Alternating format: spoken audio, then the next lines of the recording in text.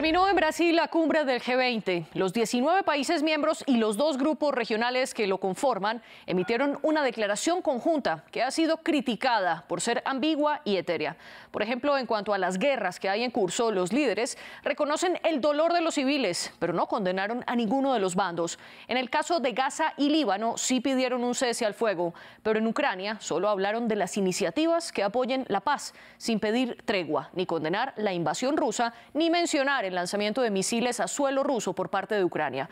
Por otro lado, Luis Ignacio Lula da Silva aprovechó su papel como presidente del país anfitrión para impulsar una idea que ha promovido de tiempo atrás, un impuesto a los multimillonarios, y también potenció la propuesta de reestructurar las finanzas mundiales. Escuchemos parte de lo que dijo.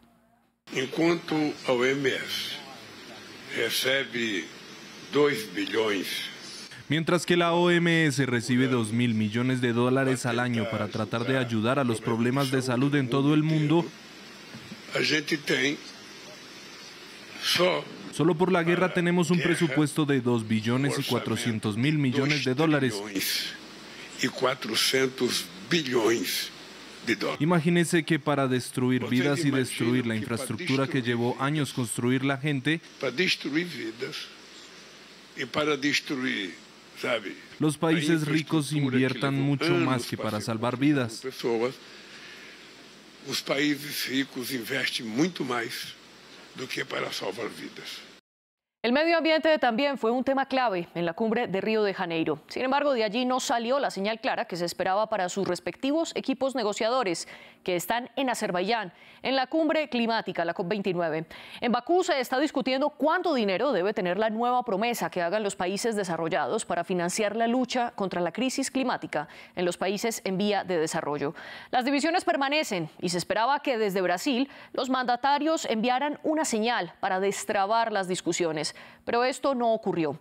Solo hubo un reconocimiento a que iban a negociar, sin más. Los detalles en este reporte. Ya no hay espacio para el negacionismo climático. Fue una de las consignas del presidente brasileño durante la última jornada de la cumbre del G20. La sostenibilidad y transición energética justa para luchar contra el cambio climático era una de las 3 prioridades de esta cumbre. De forma unánime, las 20 economías más poderosas del mundo y decenas de organizaciones no gubernamentales declararon que aumentarán las inversiones en desarrollo sostenible de miles de millones a billones y destacaron la iniciativa de establecer un grupo de trabajo para la movilización global contra el cambio climático, así como la protección de la selva amazónica. Pero pese a los términos grandilocuentes de la declaración, quedan pendientes metas, mecanismos específicos y la polémica cuestión de quién pagará, lo que supone un riesgo de falta de implementación, como ha ocurrido con los acuerdos de Kioto y de París. Así lo destacó el presidente brasileño. Mientras estamos aquí, nuestros representantes están en Bakú, negociando un nuevo objetivo de financiación privada. No hay ambición que pueda sostenerse sin implementación. En París hablamos de 100.000 millones de dólares al año, que el mundo desarrollado no alcanzó. Hoy hablamos de billones. Así, los críticos sostienen que sin indicaciones precisas, las principales 20 economías dejaron en manos de la COP29 la responsabilidad de aprobar un nuevo objetivo colectivo cuantificado de financiamiento climático. Los montos en discusión, 0,89 billones de dólares a partir de 2025 y 1,46 billones de dólares para 2030. Sin embargo, los delegados de la COP29 en Bakú aún distan de llegar a un acuerdo, mientras el planeta sufre los efectos cada vez más devastadores del calentamiento. El gran desafío de los próximos años es poder salir del carbón, y muchos de los que están hoy en esta mesa son dependientes de esta fuente de producción de electricidad, así que hay que invertir masivamente.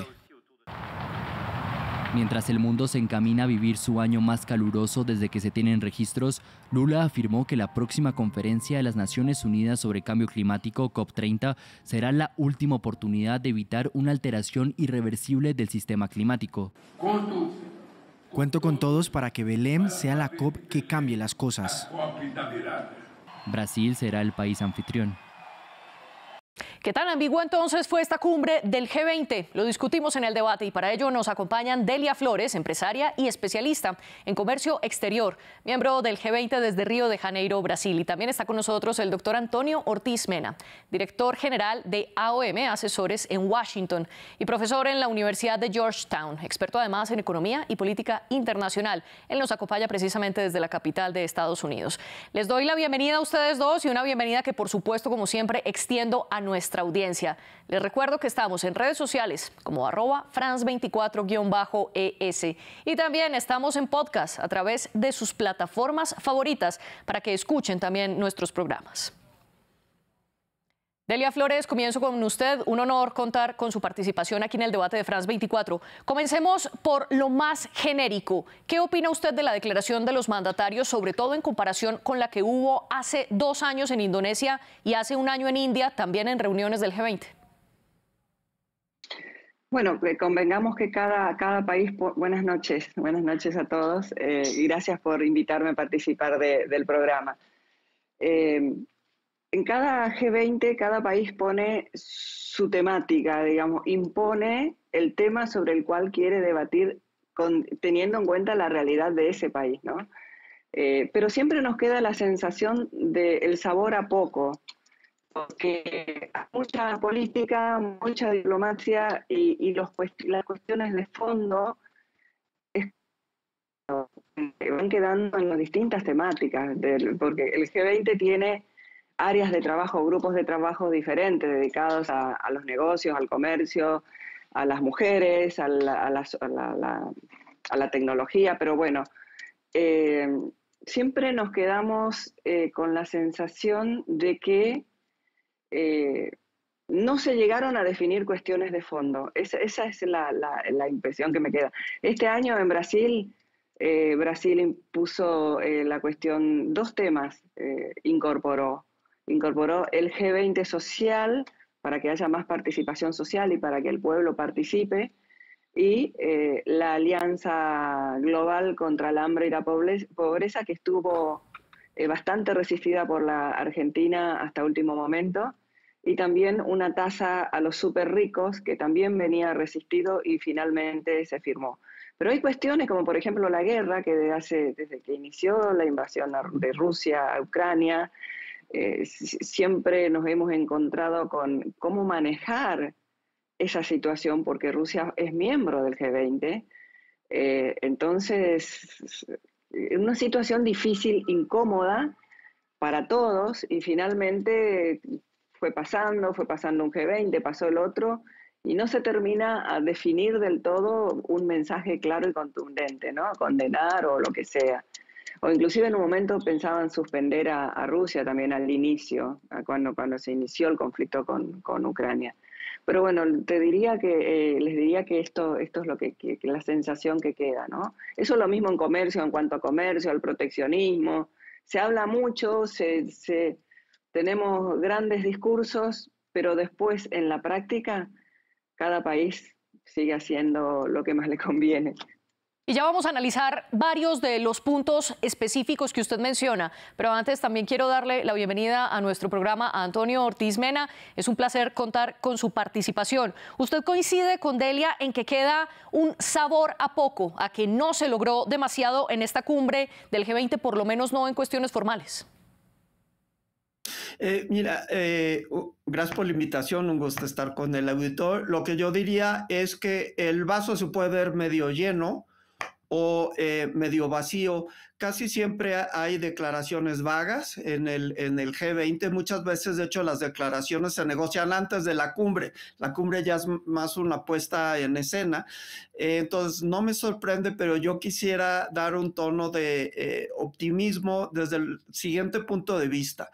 En primer lugar, hay un gran desorden a nivel mundial y los organismos que se establecieron después de la Segunda Guerra Mundial están debilitados, como la Organización de Naciones Unidas, el Fondo Monetario Internacional, el Banco Mundial, etcétera. Entonces la cooperación a nivel regional, en este caso del G20, se vuelve más importante que nunca. Entonces simplemente el hecho de que se sigan llevando a cabo estas reuniones, que no se den por hecho, para mí es una señal importante importante, donde haya un diálogo serio, aunque no se lleguen a acuerdos concretos, pero es importante el diálogo y que se siga avanzando. Lo segundo, en esta cumbre del G20 se proponen reformas a algunos de los organismos que yo mencioné y yo creo que el G20 va a jugar un papel esencial mediante la cooperación regional para que se actualicen estos organismos que se establecieron hace casi 80 años y su conformación es parecida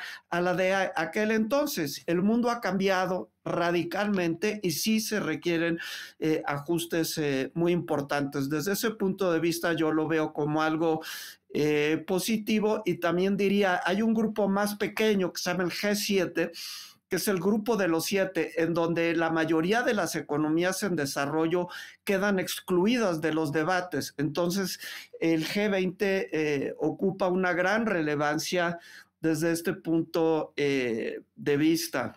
Usted contrasta entonces con varias de las opiniones, incluida la del mismo presidente francés Emmanuel Macron, quien al finalizar esta cumbre dijo que el foro no funcionaba y que solo estaba produciendo declaraciones que nadie leía. Así lo dijo desde Río de Janeiro. Delia, ¿usted comparte esta visión del presidente Macron o se alinea más con la postura de Antonio de es un organismo que está funcionando en cuanto a esas relaciones regionales? Y aquí simplemente preguntarle también, usted que conoce de fondo las negociaciones, ¿qué tan cierto es que incluso existía la posibilidad de que no hubiese una declaración conjunta por las divisiones dentro del grupo? Sí, coincido en algunas cosas, por ejemplo, que a lo largo del año en el transcurso del año se viene trabajando sobre la declaración final que se entrega en la cumbre que fue en estos 2 días finales. Eso se viene trabajando a lo largo del año y creo que los foros sirven, claro que sí, porque se van logrando consensos, se van mitigando, quién sabe, diferencias ideológicas o de criterios. Bueno, desde ese sentido tienen que continuar, son buenos. Pero por otro lado, también lo que dice el presidente Macron, creo que también a veces yo participo activamente en 2 grupos de trabajo del G20, que es el de comercio e inversiones y el de mujeres. Y ¿cuál es el sentido del comunicado final, sobre el que trabajamos a lo largo del año? Que se conviertan en políticas, es decir, que el mandatario y que los 19 países que integran el G20 más la Unión Europea, que tomen y que traten de convertir eso en políticas. Y bueno, esa es la parte más difícil. Por eso quizás Macron cuando dice que nadie los lee, que quizás sea exagerado, pero que sí pocos lo leen o que menos aún lo llevan a la práctica, yo creería que sí. Y a ese grupo que usted menciona, la Unión Europea, también hay que sumarle la Unión Africana, que hace parte ya de manera formal del G20 desde septiembre del 2023. Antonio, Delia nos explicaba que la idea de esta declaración conjunta es que cada uno de los países miembros convierta estas palabras en políticas en sus territorios. ¿Esto puede verse reflejado con el hecho de que la declaración conjunta hace un llamado explícito al cese al fuego en Gaza y Líbano? ¿Esto puede cambiar de alguna manera el curso de la guerra? Mira, yo creo que en este caso es difícil, hay discusiones ahí, hay discusiones en el Consejo de Seguridad de las Naciones Unidas, quizá ahí pudiera haber mayor evolución, pero yo no creo que sea en el marco del G20 donde vaya a haber un gran cambio. Yo lo veo como una organización más enfocada a temas de economía y desarrollo económico. Recordemos que se estableció en 1999 para temas básicamente económicos. Estuvo pues con un enfoque técnico de muy bajo perfil hasta el 2008, que se dio la crisis financiera global y se agarró esta organización del G20 para atender esta urgencia y desde entonces cobró relevancia.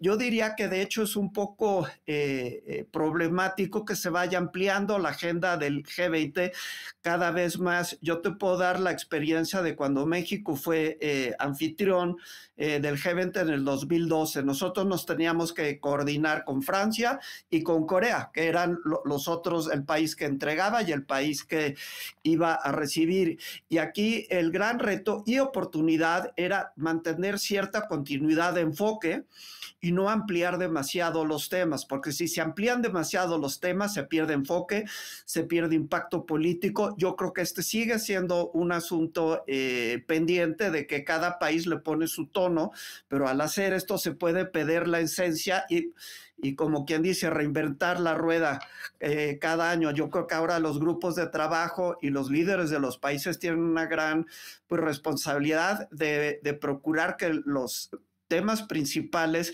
sean reflejados en la siguiente cumbre y que no se queden de lado y se empiecen a poner otros temas. Lo último que agregaría es que los países han sido bastante renuentes a que se les evalúe. En algún momento alguna organización no gubernamental propuso hacer un seguimiento de quién estaba cumpliendo con los compromisos o no, y pues esto no tuvo mucho éxito. Entonces los países yo creo que van a actuar en la medida en que las circunstancias los obliguen y que sus propios electorados, sus poblaciones los obliguen a actuar. Usted mencionaba algo central que es muy importante recuperar aquí y es el G20 es ante todo un grupo económico. Recordemos que en este grupo está concentrado el 85% del PIB mundial y el 75% del comercio internacional. Estas cifras incluso antes de que la Unión Africana, que tiene 55 países, hiciera parte del bloque. Delia, ¿usted está de acuerdo con esta postura que plantea Antonio, que es necesario retomar y enfocarse en el G20 en los temas económicos para no perder el enfoque y en este caso entonces no tendría mucha validez ni peso político, por ejemplo, la falta de ausencia de petición de cese al fuego para el caso específico de Ucrania? Sí, yo creo que es muy difícil compatibilizar, si bien el G20 representa el 85% del PBI mundial, pero hay tanta diversidad de países con tantas realidades y economías diferentes, que, tomando en cuenta de que cada país cuando le toca a su presidencia le agrega o no un tema, es verdad, corremos peligro de ir ampliando cada vez y perder el foco. Sumado a eso, que se convertirán en políticas, sinceramente creo que se convertirán en políticas en cada país, siempre y cuando le convenga, le vaya, como dice mi colega, o que vaya bien con el electorado, o que sea del interés del país concretamente. Es difícil. El año próximo, la presidencia la tiene Sudáfrica.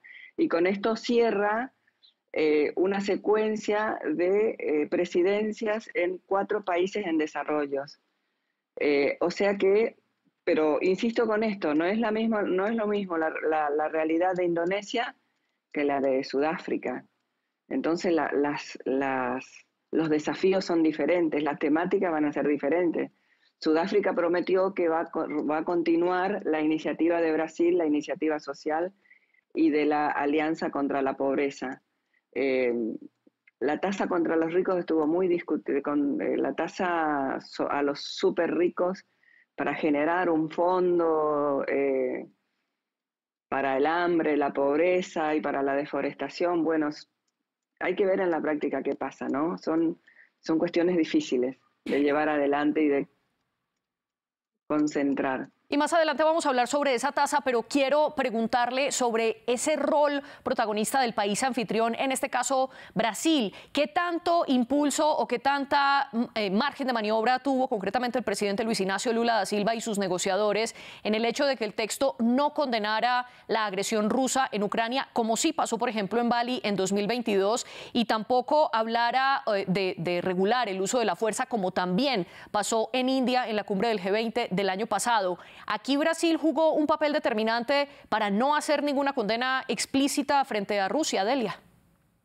Yo creo que sí, creo que la diplomacia brasilera trabajó muy bien porque había muchas cuestiones de fondo, muchas cuestiones ríspidas, con muchas rispideces que estaban casi en juego, que el comunicado final se termine en tiempo. Pero finalmente sí, yo creo que la diplomacia brasilera, que es muy buena, creo que tuvo un rol muy importante. Y ahora quiero preguntarle a Antonio sobre uno de los puntos que ya mencionaba Delia, y es 4 cumbres seguidas del G20 realizadas en países en desarrollo: Indonesia, India, Brasil y el próximo año en Sudáfrica. Y luego le toca a Estados Unidos en 2026 bajo la presidencia de Donald Trump, quien de manera abierta ha dicho que no cree en las negociaciones multilaterales, como es el caso del G20. ¿Qué significa entonces para esta cumbre el hecho de hacerse en estos 4 países durante 4 años seguidos, y qué riesgos hay para el mismo G20 de luego hacerse en Estados Unidos? Sí, mira, me parece muy importante que hayan sido estos países en desarrollo los que hayan sido anfitriones, porque ciertamente no necesariamente tienen la misma agenda que Estados Unidos o que Europa, pero sí hay problemas en común que ellos pueden destacar. Por ejemplo, lo de cambio climático afecta a todo el mundo. El debate es quién va a asumir los costos y quién va a dar mayores recursos para adaptación y para mitigación, pero eso es algo que afecta a todos los países. Entonces yo diría, sí es importante que se den estas otras perspectivas.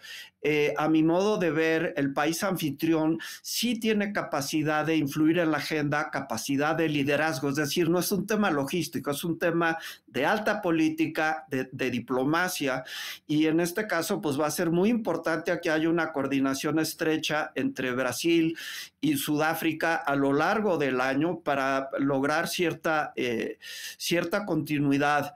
Algo que yo me atrevería a sugerir es que, y en línea con lo que decía Delia, que muchas veces estos comunicados son vagos, no son creíbles. Yo creo que haría bueno tener una buena dosis de franqueza. Se puede hacer dentro de la diplomacia, tener cierta franqueza. Te voy a poner un ejemplo. Uno de los temas que yo sigo más es el de comercio internacional.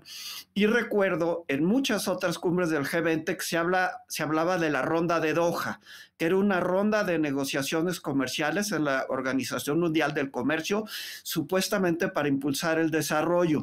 Y en cada cumbre del G20 se hacían votos para la conclusión positiva de esta ronda de Doha. Yo de broma decía que era casi como recorta y pega al texto, ¿no? De un año tras otro año, y eso hacía que se perdiera credibilidad en las declaraciones del G20. Yo creo que sería muy interesante tener una mayor dosis de franqueza, menores compromisos y mayor claridad y profundidad en los temas que se estén abordando. Si se hace eso, yo creo que estaremos en una mejor situación de cara a la cumbre que va a tener lugar en Estados Unidos, Delia. Usted habla entonces de la importancia de la franqueza en estas negociaciones. ¿Puede venir esa franqueza por parte de gobiernos que han sido críticos frente al multilateralismo, como es el caso de Donald Trump en Estados Unidos y de Javier Milei en Argentina? Y sobre todo, Antonio, ¿cómo contrasta esto con la declaración final de la cumbre del G20 en Río, que dice explícitamente: reafirmamos nuestro fuerte compromiso con el multilateralismo? Un llamado quizás a decir, como G20, ¿nos blindamos ante estas posturas políticas? Yo creo que va a ser importante ver qué hacen ciertos países en cuanto al multilateralismo.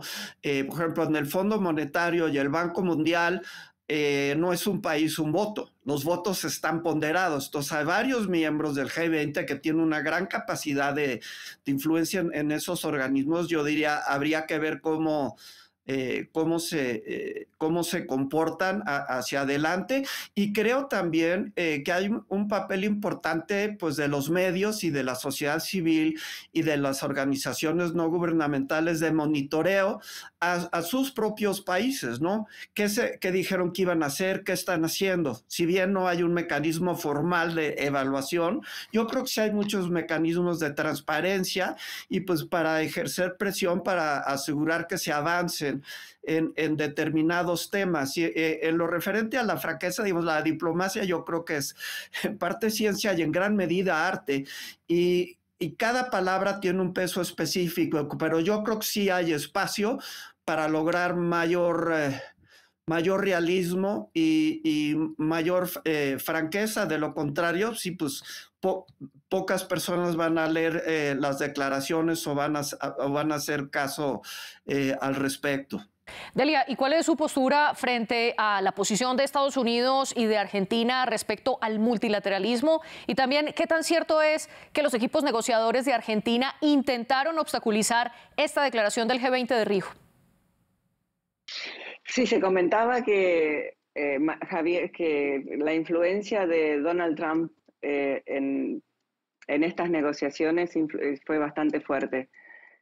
Claramente el presidente de Argentina y el presidente electo comulgan las mismas ideas y también ha habido una marcada diferencia, notable diferencia ideológica. Se vio esa marcada diferencia ideológica entre Brasil, Argentina y Estados Unidos. Eso es claro. Lamentablemente la ideología también mancha el comunicado final y el conjunto. Pero yo creo que influyó mucho, sí, creo que ha influido mucho. En el próximo G20 seguramente va a ser una nueva negociación que trabajar arduamente, porque sí, evidentemente el multilateralismo por parte de Estados Unidos no tiene apoyo. Y bueno, y se seguirá así, ¿no? Es decir, yo creo que como decía mi colega también, es muy importante sincerarse, porque nos encontramos en un G20 con una Francia que, hablando de comercio, ¿no? Comercio de la Unión Europea y Brasil, que el acuerdo entre la Unión Europea y el Mercosur que está ahí en puertas y no termina de salir a la luz porque Francia se opone. Entonces, y después en el G20 se habla de proteccionismo, de debatir el proteccionismo. Yo creo que hay muchas cosas que en la práctica se dan de una manera y en el discurso se dan de otra. Ese sinceramiento es el que necesitamos. Justo a propósito de ese acuerdo inconcluso entre la Unión Europea y Mercosur, los invito a que vean también otro debate donde analizamos concretamente este punto. Delia, pero ahora sí quiero retomar lo que usted había mencionado, el impuesto a los multimillonarios que ha impulsado Luis Ignacio Lula da Silva casi que desde que llegó de nuevo a la presidencia de Brasil. Es una idea que ha planteado no solo en la cumbre del G20 y no solo como país anfitrión, sino de tiempo atrás. Y finalmente logra que en esta declaración de Río digan concretamente los líderes que con pleno respeto a la soberanía fiscal se buscará colaborar para garantizar que las personas con un patrimonio neto muy elevado, sin mencionar algo específico, paguen impuestos de manera efectiva. Delia, ¿esto dentro de las negociaciones es un fuerte llamado a poner estos impuestos a los multimillonarios o sigue dentro del lado de lo ambiguo? Sigue dentro del lado de lo ambiguo. Sigue, en mi opinión, sigue dentro del lado de lo ambiguo. Van a crear seguramente herramientas, tributos, si es que prospera, pero las grandes riquezas creo que siempre van a buscar el modo de salvaguardar la riqueza y de ser más. Es así, eso es el mundo. Yo creo que no va a prosperar demasiado. Sin ir más lejos, cuando le toque la presidencia a Estados Unidos, yo creo que eso definitivamente no va a prosperar. ¿Y usted qué piensa, Antonio, sobre este impuesto a los multimillonarios? ¿Es un paso político hacia adelante el hecho de que esté dentro de la declaración? ¿O usted piensa, como Delia, que cuando la presidencia rotativa de la cumbre la tenga Estados Unidos, hasta aquí llegará la idea? Yo también soy bastante pesimista de que tenga algún efecto, y de hecho hay otro tema relacionado que quizá hubiera sido más apropiado para abordar, que es el de los impuestos no a las personas sino a las empresas. Desde hace varios años se está hablando de un impuesto global mínimo para las empresas multinacionales que operan en distintos países según les convenga, para la parte legal y de pagar para pagar pocos impuestos. La OCDE, la Organización para la Cooperación y el Desarrollo Económicos, ha emitido muchas recomendaciones sobre este tema de un impuesto global mínimo para las empresas multinacionales, y de hecho Canadá era uno de los países del tanto G7 como G20 que estaba impulsando esta idea, pero ya recientemente escucho poco, y de hecho el próximo gobierno de Estados Unidos, el presidente Trump, está prometiendo bajar los impuestos corporativos de manera considerable. Así que yo no creo que ni la parte del impuesto a los multimillonarios, ni un impuesto global mínimo a las empresas multinacionales vayan a prosperar demasiado. ¿Y cree que puede prosperar el hecho de que ahora el G20 esté diciendo que va a acelerar la reforma a la arquitectura financiera internacional tal como quedó en la declaración? ¿Y qué significaría esto también?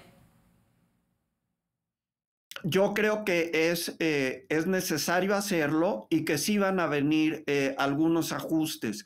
Lo he escuchado yo incluso de profesionales de estos organismos internacionales, que muchos de los enfoques, muchos de los esquemas ya no son funcionales. Hay organizaciones no gubernamentales, fundaciones, por ejemplo, como la Fundación Gates, que puede ser tan o más importante que el Banco Mundial para el financiamiento en ciertos rubros y en ciertos países. Yo diría que sí es absolutamente urgente esta reforma, y yo creo que sí se van a venir algunos cambios importantes. El único signo de interrogación que le pondría yo ahí es qué papel va a jugar Estados Unidos en eso, pero sí es cierto que el status quo es, a mi modo de ver, inconveniente y también insostenible. Es momento de hacer cambios importantes. Y Delia, ¿cuál es su postura? ¿Se debe transformar las instituciones financieras internacionales, que es un pedido que ha salido en múltiples cumbres, desde la cumbre climática ahora hasta el G20, pero sobre todo en terreno, y para explicarle a nuestra audiencia qué significaría transformar estas instituciones? Sin duda, todas las instituciones que fueron creadas, las instituciones internacionales y globales, están obsoletas. Se deben transformar, se deben transformar. Algunas que ya se están iniciando un lento camino, pero realmente reformar las instituciones financieras es urgente, porque el mundo cambió, las comunicaciones cambiaron, el comercio global, las cadenas de valor, todo cambió. Entonces, yo creo que esa es una buena manera de utilizar estos foros globales para debatir juntos cómo debería ser ese cambio, pero que hace falta un cambio urgente. ¿Y hacia dónde debe ir ese cambio? ¿Cómo debe ser esa reforma? Creo que todo hacia la digitalización, simplificar, desburocratizar, pero también yo creo que hay que trabajar muchísimo con Yo pensaba en el tema de la alianza global contra el hambre y la pobreza, ¿no? Juntar dinero para...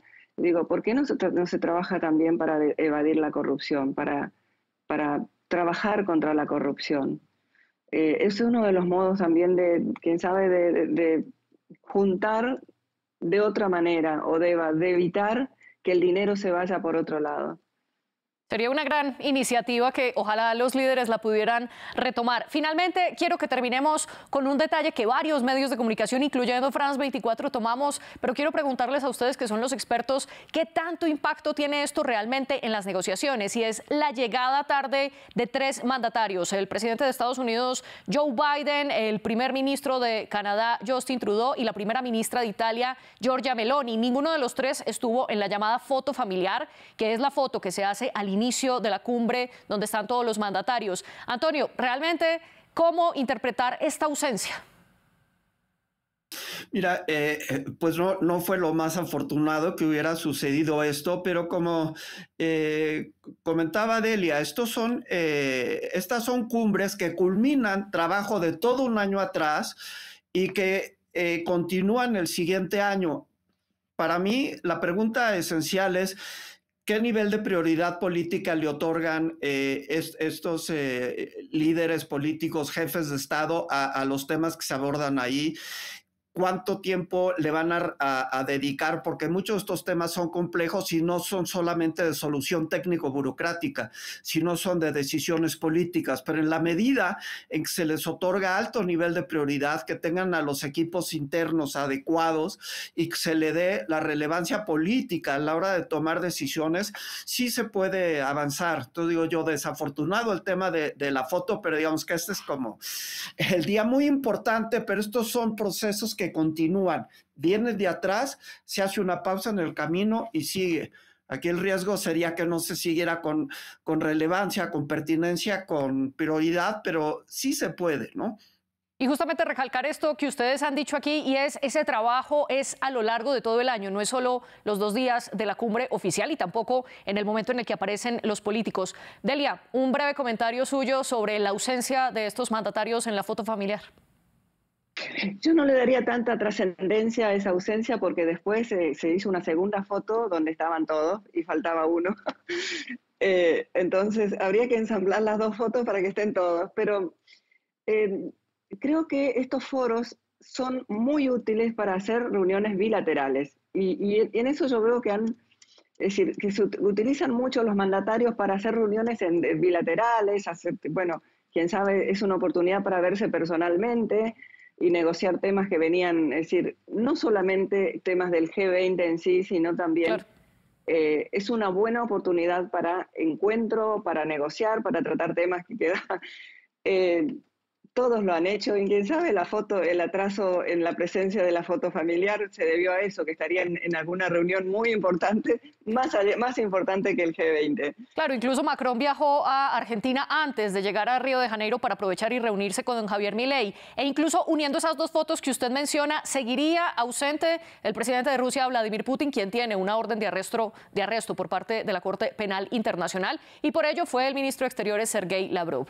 Delia Flores, Antonio Ortiz Mena, gracias por estar aquí en este espacio del debate de France 24 y también un agradecimiento al equipo técnico y a nuestras productoras Laura Garzón y Tania Herrera. Ustedes vean más en france24.com.